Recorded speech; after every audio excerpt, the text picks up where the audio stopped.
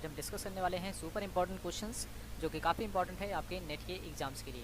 अगर आप तैयारी कर रहे हैं यूजीसी नेट पेपर 1 के लिए तो आप जो है हमारी पहले की वीडियोस को देख सकते हैं। एनटीए नेट पेपर 1 के नाम से हमारी एक अलग सी प्लेलिस्ट है जहां पर आपको जो है अलग से पेपर 1 से रिलेटेड सभी वीडियोस मिल जाएंगी। तो चलिए, वीडियो पसंद आए तो लाइक करें और चैनल को सब्सक्राइब नहीं किया तो ज़रूर कर लें ताकि ऐसी वीडियोज़ की नोटिफिकेशन आपको मिलते रहे। तो पहला जो आज का सवाल है वो ये है कि निम्न में से कौन सा शिक्षण का मनोवैज्ञानिक सिद्धांत है। ठीक है, मनोवैज्ञानिक सिद्धांत है। तो इसका जो सही आंसर हो जाएगा वो हो जाएगा मनोरंजन का सिद्धांत। ठीक है, मनोरंजन का सिद्धांत जो है ये मनोवैज्ञानिक सिद्धांत के अंतर्गत आता है। और भी कई सारे सिद्धांत आते हैं जैसे कि परबलन का सिद्धांत हो गया। ठीक है, और आपका हो गया इंद्रियों का सिद्धांत, या कहें कि इंद्रियों का प्रशिक्षण। ठीक है, और अभ्यास का सिद्धांत भी इसी में आता है। ठीक है, अभ्यास का सिद्धांत।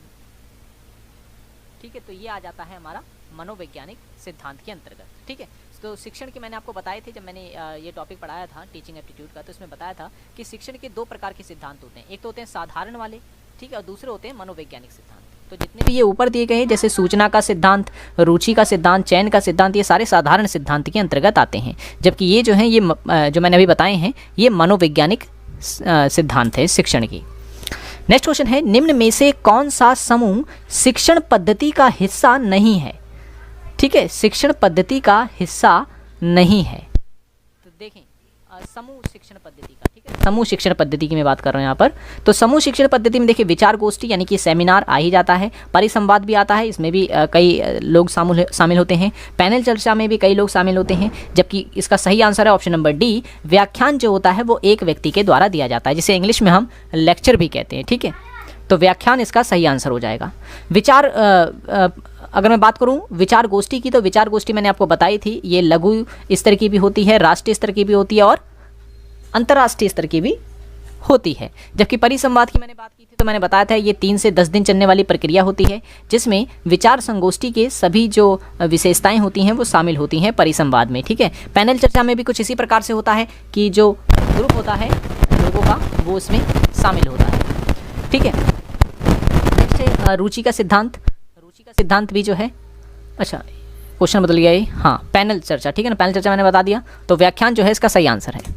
नेक्स्ट क्वेश्चन है, निम्न में से कौन सा कक्षा केंद्रित शिक्षा नीति की श्रेणी में आता है। ठीक है, कक्षा कह रहा हूँ मैं, छात्र केंद्रित शिक्षा नीति की श्रेणी में आता है। तो सही जो आंसर है इसका वो है option number D. Option number D जो है इसका करेक्ट आंसर है। समीक्षा नीति जो है ये आएगा छात्र केंद्रित शिक्षा नीति में। ठीक है, ये चीज़ याद रखना आपको, जबकि मुक्त अधिगम हो गया, सतत अनुकरण हो गया, अनुमानी विधि हो गया, ये सारा का सारा आता है शिक्षक केंद्रित शिक्षा विधि में। ठीक है, नेक्स्ट क्वेश्चन है, शोध रिपोर्ट लेखन का हिस्सा निम्न में से कौन सा नहीं है। ठीक है, कौन सा नहीं है। देखिए कोई भी शोध रिपोर्ट जब तैयार की जाती है तो उसमें शीर्षक पृष्ठ होता है, विषय सूची भी होती है, क्रियाविधि भी होती है, जबकि व्याख्यान जो है वो नहीं होता है। तो सही आंसर क्या हो गया इसमें हमारा, ऑप्शन नंबर डी जो है इसका करेक्ट आंसर हो जाएगा। ठीक है, ऑप्शन नंबर डी, ये आपको इसमें जो है याद रखना है। नेक्स्ट क्वेश्चन है, प्रत्यक्षवाद से संबंधित मुख्य सिद्धांत कौन सा है। ठीक है, पहले मैं बता दूं प्रत्यक्षवाद के बारे में। तो प्रत्यक्षवाद का जो सिद्धांत है वो दिया था किसके द्वारा, तो अगस्त काम्टे के द्वारा, अगस्त काम्टे। ठीक है, इन्हीं के द्वारा जो है सिद्धांत दिया गया है। इन्हें समाज शास्त्र के पिता भी कहा जाता है। ठीक है, समाज शास्त्र के ये पिता भी कहे जाते हैं। तो इन्हीं के द्वारा जो है प्रत्यक्षवाद का सिद्धांत जो है दिया गया था। तो अब इसमें से पूछ रहा है मुख्य सिद्धांत कौन सा है प्रत्यक्षवाद से संबंधित। तो देखिए विज्ञान में जांच का सिद्धांत भी प्रत्यक्षवाद की श्रेणी में आता है, सामान्य ज्ञान भी जो है प्रत्यक्षवाद के अंतर्गत आता है, और प्रेरक से तर्क भी जो है वो इसी के अंतर्गत आता है। तो सही आंसर ऑप्शन नंबर डी है, उपयुक्त सभी। ठीक है, उपयुक्त सभी जो है इसका करेक्ट आंसर हो जाएगा। नेक्स्ट क्वेश्चन है, निम्न में से कौन सा शोध आंकड़ों पर आधारित होता है। ठीक है, आंकड़ों पर आधारित होता है। तो आंकड़ों पे जो आधारित होता है वो होता है मात्रात्मक शोध। ठीक है, मात्रात्मक शोध जो है इसका करेक्ट आंसर है, ये आंकड़ों पर आधारित होता है। जबकि कार्यात्मक शोध अनुसंधान की बात करें या कार्यात्मक शोध की बात करें तो ये किसी मुख्य समस्या या कहें कि हाल की समस्या के समाधान के लिए इस्तेमाल किया जाने वाला शोध होता है, ठीक है। और गुणात्मक शोध जब भी हम किसी भी कहें कि वस्तु वगैरह की या फिर किसी भी व्यक्ति की गुणों का जब हम वर्णन करते हैं तो वो किस श्रेणी में आता है, तो वो आता है गुणात्मक अनुसंधान की श्रेणी में। जब हम लोग किसी भी घटना का अध्ययन उसको ऐतिहासिक से जोड़कर करते हैं, इतिहास से जोड़कर करते हैं, तो ऐसा अनुसंधान जो आएगा वो ऐतिहासिक अनुसंधान की श्रेणी में आता है, ठीक है। ऐतिहासिक अनुसंधान की श्रेणी में आता है, तो ये भी आपको याद रखना है, ठीक है। सही आंसर इसका है मात्रात्मक अनुसंधान। नेक्स्ट क्वेश्चन है कक्षा संप्रेषण के निम्न में से कौन सा सोपान है, ठीक है। तो कौन सा सोपान है हमें बताना है इसमें। तो देखें, शिक्षार्थी में रुचि पैदा करना ये भी है, ठीक है। और विषय वस्तु को संगठित करना ये भी आएगा इसमें, ठीक है। और उद्देश्यों के अनुरूप पुनरावलोकन भी सही है। तो उपयुक्त सभी जो है हमारा सही आंसर है, और सभी इसका करेक्ट आंसर हो जाएगा, ठीक है। और एक और होता है, आपको याद रखना है प्रतिपुष्टि। कक्षा संप्रेषण में प्रतिपुष्टि जो है काफ़ी महत्वपूर्ण होती है, ठीक है। प्रतिपुष्टि से ये पता चलता है कि हमारा जो कक्षा का संप्रेषण है ये सफल रहा या असफल रहा, ठीक है। प्रतिपुष्टि को फीडबैक कहते हैं, ठीक है। फीडबैक ये भी आपको याद रखना है।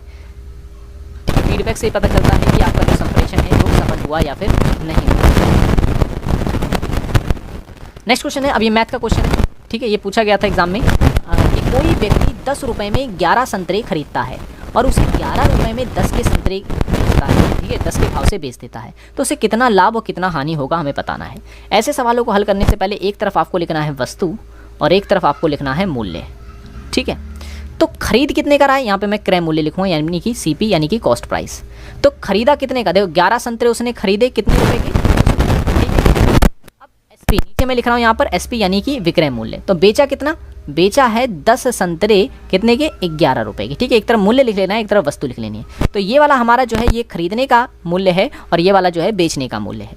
तो ऐसे सवालों में आपको करना क्या है, सबसे पहले वस्तुओं को बराबर कर देना है, ठीक है। तो मैं 10 को यहाँ ऊपर वाली संख्या से मल्टीप्लाई कर दूंगा यानी 11 से मल्टीप्लाई करूंगा, और ऊपर वाले 11 को मैं नीचे वाली संख्या से यानी कि 10 से मल्टीप्लाई करूंगा। तो ये कितना बन गया, ये बन जाएगा 110। ये कितना बन गया, 110। अब देखिए ऊपर वाली संख्या को मैंने 10 से मल्टीप्लाई किया था, तो इसे भी मैं 10 से ही मल्टीप्लाई करूंगा। तो ये कितना हो गया, 100। और नीचे वाली संख्या को मैंने यहाँ पर 11 से मल्टीप्लाई किया था, तो इसको भी 11 से मल्टीप्लाई करूंगा। तो ये कितना हो जाएगा, 120, ठीक है। यानी कि 100 की वस्तु खरीदी, मैंने लाभ कितने का लिया, 21 का लिया। कितने का लिया, 21 का लिया। कितने पे, 100 रुपये पर। क्योंकि प्रतिशत में हमें आंसर चाहिए तो मल्टीप्लाई में 100 चाहिए। इस 100 से ये कट जाएगा, बचा कितना, 21% लाभ, ठीक है। ठीक है, 100 का सामान खरीदा था, 121 में बेचा, तो ऑब्वियसली लाभ हुआ है। तो सही आंसर कौन सा हो गया हमारा, ऑप्शन नंबर सी इसका करेक्ट आंसर हो गया। 21% का लाभ हुआ है, ठीक है। 21% का लाभ हुआ है। तो ऐसे सवाल जो है एग्जाम में पूछे जाते हैं, ये आपको याद रखने हैं। नेक्स्ट क्वेश्चन है, निम्न में से किसके द्वारा वेब सर्वर के मध्य संचार स्थापित किया जाता है। तो HTTP के द्वारा जो है ऐसा किया जाता है, हाइपर टेक्स्ट ट्रांसफर प्रोटोकॉल, ठीक है। हाइपर टेक्स्ट ट्रांसफर प्रोटोकॉल इसका फुल फॉर्म होता है। जबकि IMP की फुल फॉर्म क्या होती है, तो याद रखना internet memory access protocol. Internet memory access protocol IMP की फुल फॉर्म होती है। और SSL की हो गई सिक्योर सॉकेट्स लेयर्स, ठीक है, सिक्योर सॉकेट्स लेयर। और FTP की एग्जाम में पूछी गई, ठीक है, फाइल ट्रांसफर प्रोटोकॉल। तो ये इसकी फुल फॉर्म होता है। ओके, तो आज की वीडियो में इतना ही। आई होप ये वीडियो आपको पसंद आया होगा। वीडियो पसंद आया हो तो लाइक करें और चैनल को सब्सक्राइब नहीं किया तो जरूर कर लें, ताकि ऐसी वीडियोस की नोटिफिकेशन आपको मिलती रहे। मिलेंगे नेक्स्ट वीडियो में ही, तब तक के लिए thanks for watching this video. और अगर आपने हमारी वीडियो नहीं देखी है पहले की, तो जरूर देख लें, ताकि ऐसी वीडियोज़ जो है आपके लिए काफ़ी यूजफुल होंगी। पेपर 1 के लिए हर एक टॉपिक पर आपको वहाँ पर जो है वीडियोज़ मिल जाएंगी। So thanks for watching this video.